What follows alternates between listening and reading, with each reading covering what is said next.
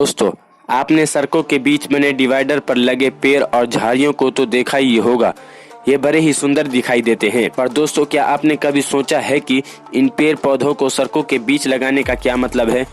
दरअसल ये पेड़ और झाड़ियों को डिवाइडर पर इसलिए लगाया जाता है ताकि रात के समय में एक ओर से आने वाले वाहनों की हेडलाइट की रोशनी दूसरी ओर से आने वाले वाहनों पर ना पड़े और किसी भी प्रकार के वाहन चालकों को कोई समस्या ना हो। कई बार इन पेड़ों और झाड़ियों के ना होने की वजह से बहुत ही खतरनाक सड़क हादसा हो जाता है। इसी को देखते हुए ये पेड़ और झाड़ियां सड़कों के बीच बने डिवाइडर पर लगाए जाते हैं। पेड़ों और झाड़ियों को सड़कों के बीच और किनारे लगाने का एक और फायदा ये है कि इनकी वजह से जंगली जानवर भी सड़कों पर नहीं आते। इन्हीं कारणों से सड़कों के बीच में ये पेड़ पौधे लगाए जाते हैं। Fact number 2। ये बात है 1971 की, जब भारत और पाकिस्तान के बीच में युद्ध लड़ा जा रहा था।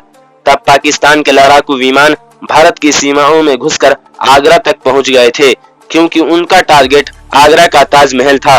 वो 7वें अजूबे को नस्त नाबूद कर देना चाहते थे। लेकिन हैरानी की बात यह थी कि पाकिस्तानी लड़ाकू विमानों को ताजमहल दिखा तक नहीं, वो वापस लौट गए। अब आप ये सोच रहे होंगे कि इतना बड़ा ताजमहल आखिर गायब कहाँ हो गया। दरअसल ये भारत का मास्टर प्लान था कि ताजमहल को 15 दिनों के लिए युद्ध के दौरान ताजमहल को हरा कपड़ा से ढक कर रखा जाए, ताकि आसमान से ये हरी घास की तरह दिखे। और हुआ भी कुछ यूं ही, पाकिस्तानी लड़ाकू विमान इस पर से कई मर्तबा गुजरे, पर उन्हें पता ही नहीं चला कि आखिर ताजमहल है कहाँ, और ताजमहल को बचा लिया गया। ऐसे ही ऐतिहासिक पलों को जानने के लिए चैनल को लाइक, शेयर, सब्सक्राइब